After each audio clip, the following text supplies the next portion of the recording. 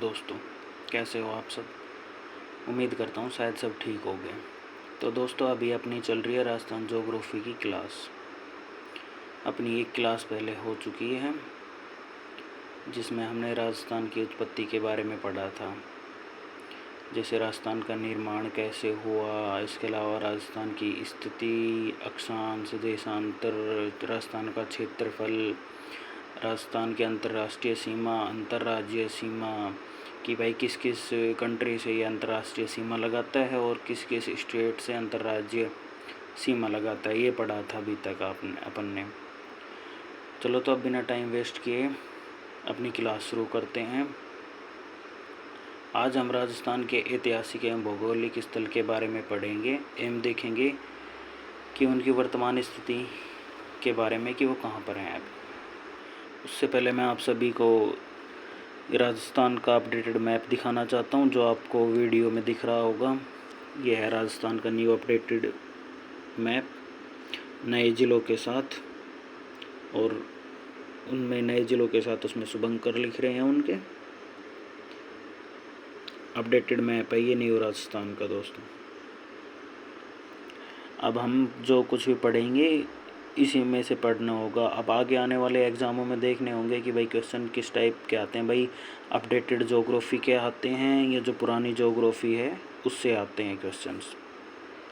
तो दोस्तों, ये है आज का अपना टॉपिक, ऐतिहासिक एवं भौगोलिक स्थल एवं उनकी वर्तमान स्थिति। इसके बारे में पढ़ेंगे अपन। तो इसमें फर्स्ट है अपना वागड़। राजस्थान के दक्षिणी भाग को वागड़ कहा जाता है और इसमें बांसवाड़ा, प्रतापगढ़, डूंगरपुर ये ज़िले आते हैं। और इस एरिया में जो बोली बोली जाती है उसे वागड़ी कहते हैं। जैसे मैप में ये दिख रहा है, ये नीचे इधर दक्षिणी राजस्थान ये वागड़ है। और बांगड़ अरावली का जो पश्चिमी क्षेत्र होता है, पुरानी जलोढ़ मिट्टी पाई जाती है जहाँ पे, उसे हम कहते हैं बांगड़। इसमें ज़िले आ जाएंगे पाली, जालौर, सीकर, झुंझुनू। और अभी नए ज़िलों के अनुसार नीम का थाना भी आ जाएगा, ये इधर इस साइड में ये हो जाएगा। ये बांगड़ और ये अरावली के ऊपर। फिर अगला पॉइंट, राठ या अहीरवाट। यादव वंशजों द्वारा शासित प्रदेश को राठ या अहीरवाट कहते हैं। इसमें शामिल ज़िले हैं अलवर और कोटपुतली, जयपुर में जो आता है। और अभी अगर अपन अपडेटेड ज़िलों के अनुसार पढ़ें तो इसमें कोटपुतली, बहरोड आ जाएगा, और अलवर से जो नया डिस्ट्रिक्ट बना है खैरथल तिजारा वो आ जाएगा। तो अभी इसमें कौन कौन से हो जाएंगे, अलवर, खैरथल तिजारा, कोटपुतली, बहरोड, ये डिस्ट्रिक्ट अभी आ जाएंगे इसमें। राठी क्षेत्र 25 सेमी से कम वाला क्षेत्र को राठी क्षेत्र कहते हैं और इसमें शामिल जिले हैं जैसलमेर, बीकानेर, बाड़मेर। मरु प्रदेश क्या होता है, राजस्थान के पश्चिमी रेतीले या शुष्क भाग को मरुस्थल कहा जाता है। जैसे बाड़मेर, जोधपुर, जैसलमेर, ये ज़िले इसमें शामिल होते हैं। अब मरुस्थल के बाद अपना अगला पॉइंट आता है मेरू। अरावली को मेरू कहा जाता है, जो कि राजस्थान की एक प्राचीनतम भौतिक प्रदेश है, सबसे पुराना प्रदेश है अरावली, और इसे मेरू कहते हैं। फिर उससे अगला टॉपिक पॉइंट आ जाता है अपना शेखावाटी। शेखावत जो वंशज था उनके द्वारा जो शासित प्रदेश था उसे शेखावाटी कहते हैं। और इसमें शामिल ज़िले आ जाएंगे सीकर, चूरू, झुंझुनू और नीम का थाना। अब नए ज़िलों के अनुसार जैसे मैप में दिखा रखा है, चूरू, सीकर, झुंझुनू, और ये इधर नीम का थाना आ जाएगा अपडेटेड ज्योग्राफी के अनुसार। फिर अगला आ जाता है तोरावाटी। कातली नदी का जो अपवा क्षेत्र है उसे तोरावाटी कहा जाता है और यह तंवर वंशजों के लिए प्रसिद्ध था। यहाँ पर तंवर वंशज रहते थे। इसमें ज़िले आ जाएंगे सीकर और झुंझुनू। मैप में आपको ये दिख रहा है साइड में, इधर ये झुंझुनू और सीकर, इधर इसमें तोरावाटी आ जाएंगे। बीड़, शेखावाटी में चारागाह भूमि को बीड़ कहा जाता है। बीहड़ या डांग, चंबल नदी के द्वारा अवनालिका अपर्दन से निर्मित जो उत्खात या स्थलाकृत उबड़ खाबड़ जो भूमि होती है ना, उसे बीहड़ कहा जाता है। और ये कहाँ पे पाई जाती है, आंशिक बूंदी में मिलती है, सवाई माधोपुर में, करौली में और धौलपुर में। यहाँ पे ये बीहड़ या डांग पाई जाती है, क्योंकि इसका प्रवाह क्षेत्र यही है चंबल नदी का, और करौली को कहा जाता है डांग की रानी। फिर उससे अगला पॉइंट आ जाता है थली। मरुस्थल का ऊंचा उठा हुआ भाग थली कहलाता है। इस क्षेत्र में कोई नदी नहीं बहती है, और यह क्षेत्र कौन से जिलों में है? बीकानेर और चूरू में। अब इससे आगे क्या है? तली या पलाया या मरहो।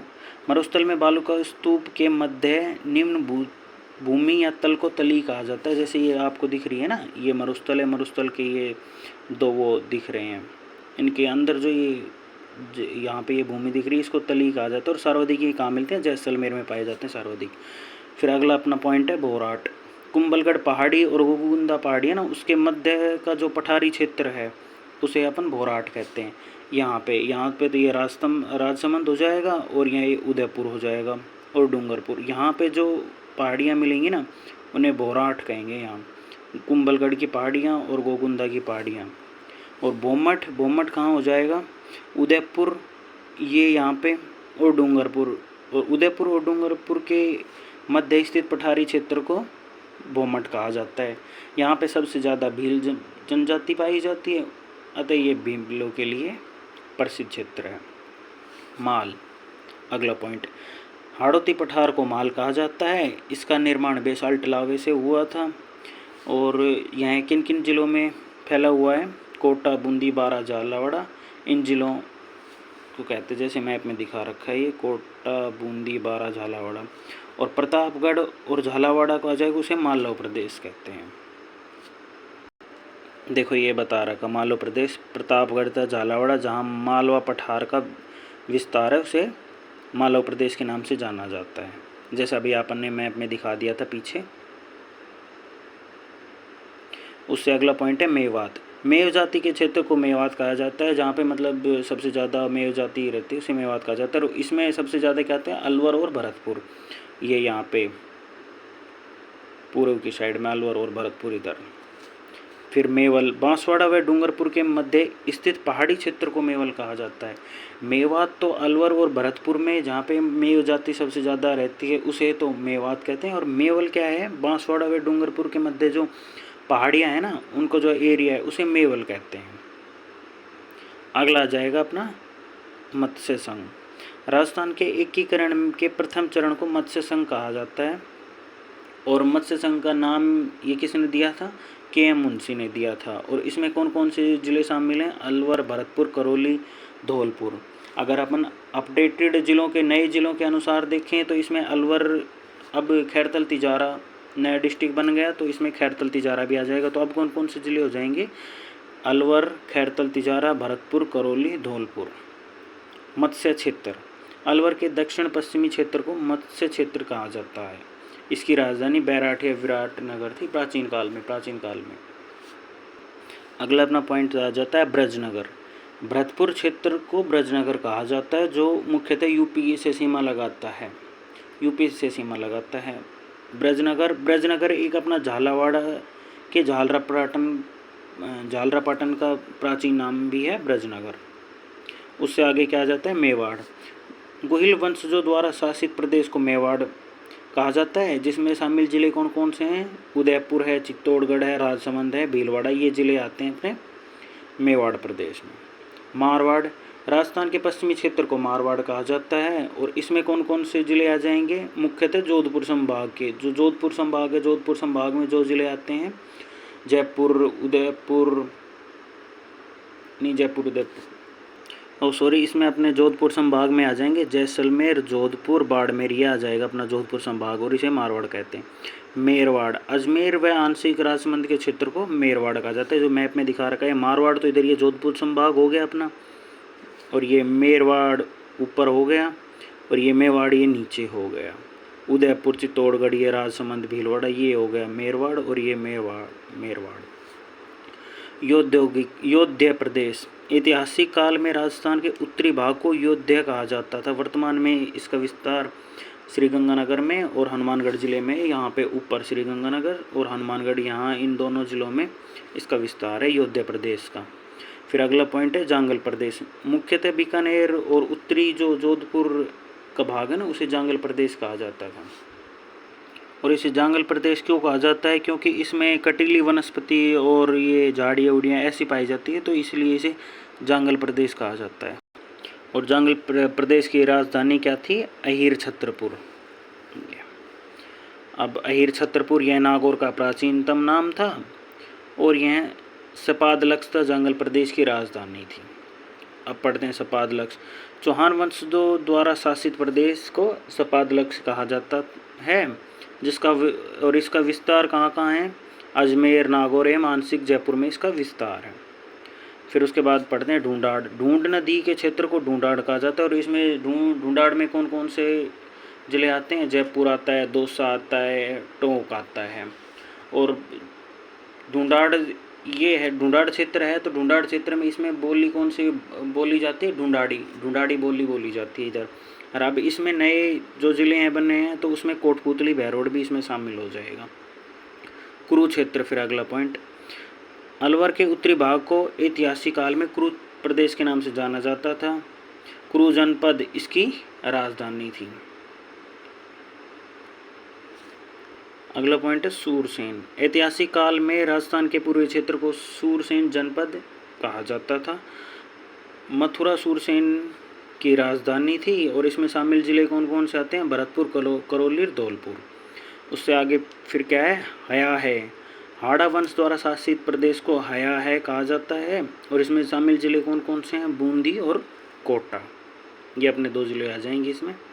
फिर इससे आगे अपना आ जाएगा चंद्रावती। सिरोही का प्राचीन नाम क्या था? चंद्रावती। और यहाँ पे भूकंपरोधी इमारतों के अवशेष प्राप्त हुए हैं खनन के द्वारा। उससे आगे फिर क्या है? जबालीपुर। जबाली ऋषि के क्षेत्र को जबालीपुर कहा जाता है और जाल वृक्षों की अधिकता के कारण इसे जालौर कहते हैं, वर्तमान में जो जालौर में है। फिर आगे आ जाएगा मालावी। बाड़मेर का प्राचीनतम नाम मालानी है। रावल मल्लीनाथ